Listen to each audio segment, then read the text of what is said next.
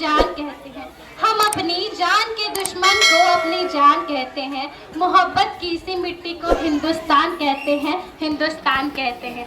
जो दुनिया में सुनाई दे उसे कहते हैं खामोशी, जो दुनिया में सुनाई दे उसे कहते हैं खामोशी, जो आंखों में दिखाई दे उसे तूफान कहते हैं, तूफान कहते हैं। ये जो दीवार की सुराख है साहब, ये जो दीवार की सुराख है, कई देशों की साजिशों का घेरा है, लेकिन हम इसे अपने घर का रोशनदान कहते हैं, अपने घर का रोशनदान कहते हैं। नमस्कार, परम आदरणीय अति महोदय, शिक्षकगण, अभिभावकगण एवं मेरे प्रिय सहपाठियों, मैं सुप्रिया पाटिल आप सभी को हमारे भारत देश के 77वें आज़ादी महोत्सव की ढेर सारी शुभकामनाएं देती हूँ। इस वर्ष का आज़ादी महोत्सव अपने आप में ही खास है, अपने आप में बहुत खास है, क्योंकि आज से ठीक एक माह पूर्व यानी कि 14 जुलाई 2023 को हमारे इसरो यानी इंडियन स्पेस रिसर्च ऑर्गेनाइजेशन के वैज्ञानिकों ने चंद्रयान 3 मिशन का सफल प्रक्षेपण कर दिया है। और यदि चंद्रयान 3 मिशन हमारे सफल होता है तो भारत देश चंद्रमा की दक्षिणी सतह पर उतरने वाला प्रथम देश बन जाएगा।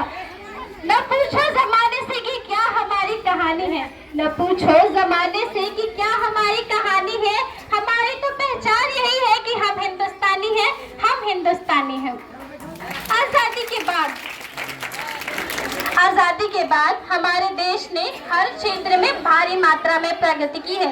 देखिए, अब इस बात से तो हम सभी वाकिफ है कि 15 अगस्त 1947 को हमारा भारत देश आजाद हुआ। आजादी तक का क्या यह सफर इतना आसान था? नहीं ना, बहुत ही कठिन परिस्थितियों में हमारे भारत देश ने जन्म लिया है। उस समय का शायद ही कोई ऐसा देश होगा जिसने इतनी कठिन परिस्थितियों में जन्म लिया है। 150 से 200 सालों की गुलामी की जंजीरों में जकड़ा हुआ हमारा भारत देश उस 14 अगस्त 1947 की रात को आजाद हो गया। कैसा महसूस हुआ होगा उस समय जब लोग रातों को गुलामी के अंधेरों में सोए थे, पर जब आंख खोली तो आजादी में। कल्पना कीजिए कितना अद्भुत होगा वो पल जब अगले दिन 15 अगस्त को सुबह 8 बजे स्वतंत्र भारत के प्रथम प्रधानमंत्री पंडित जवाहरलाल नेहरू जी ने स्वतंत्र भारत में लाल किले से यूनियन जैक उतार कर तिरंगा झंडा लहराया होगा। कल्पना कीजिए, आखिरकार वो दिन आ ही गया। कितना अद्भुत होगा वो दिन। आखिरकार वो दिन आ ही गया जब हर जगह से, हर सरकारी कार्यालयों, हर निजी कार्यालयों, हर मकानों से यूनियन जैक उतार कर तिरंगा झंडा लगाया जा रहा था, तिरंगा झंडा लगाया जा रहा था।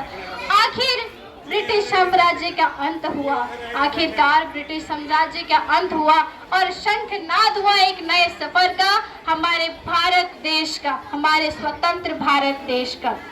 तो किसी से भीख नहीं मांगी हमने, किसी से भीख नहीं मांगी हमने, अपनी बाजुओं के दम पर तिरंगा लहराया है, हमने अपनी बाजुओं के दम पर तिरंगा लहराया है।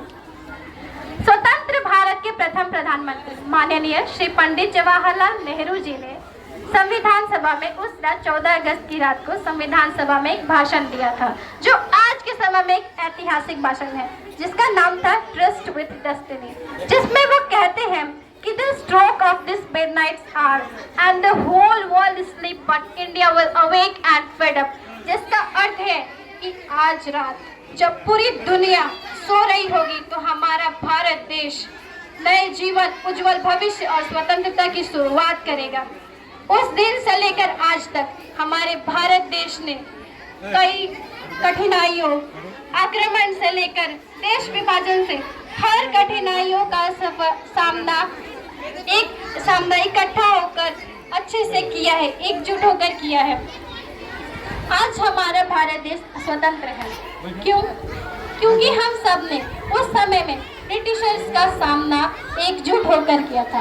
अगर ब्रिटिशर्स की पॉलिसी थी डिवाइड एंड रूल, तो हमारे भी पॉलिसी थी यूनाइटेड एंड स्टैंड। अगर वो थे डिवाइड एंड रूल, तो हम भी थे यूनाइटेड एंड स्टैंड। आज हमारा भारत देश स्वतंत्र है। क्यों? क्योंकि उस समय ब्रिटिशर्स का सामना हम सब ने एकजुट होकर किया था। लेकिन आज हमारे देश में क्या चल रहा है? आज लोग जाति, जमीन के नाम पर एक दूसरे की जान पर उतर आए हैं। क्या यही सीख मिली है हमें आजादी से? नहीं ना, विरासत में मिली आजादी का हमें सम्मान करना है, विरासत में मिली आज़ादी का हमें सम्मान करना है और समाज में व्याप्त बुराइयों का हमें एकजुट होकर खत्म करना है, ना कि एक दूसरे से हमें लड़ाइयाँ करनी है। हम सभी को एकजुट होकर, एक साथ होकर हमें सामना करना है विकारों का। कैसा होता यदि इंद्रधनुष में एक ही रंग होता? क्या एक ही मोती से माला पिरोई जा सकती है? नहीं ना, असंभव है। यदि उस एक रंग में अनेक रंग जुड़ जाएं तो एक भव्य, सुंदर और विलक्षण इंद्रधनुष की निर्मित की जा सकती है। यदि उस एक मोती में अनेक मोती जोड़ दिए जाएं तो एक माला पिरोई जा सकती है।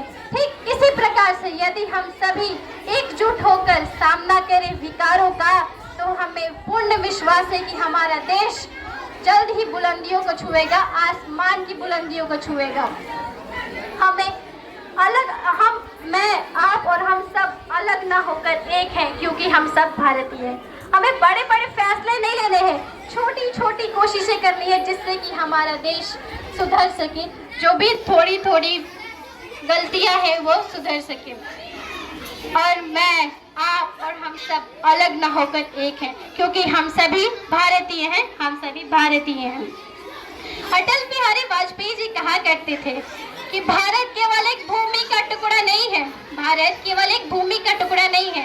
वो कहा करते थे कि ये वंदन की भूमि है, अभिनंदन की भूमि है, ये वंदन की भूमि है, अभिनंदन की भूमि।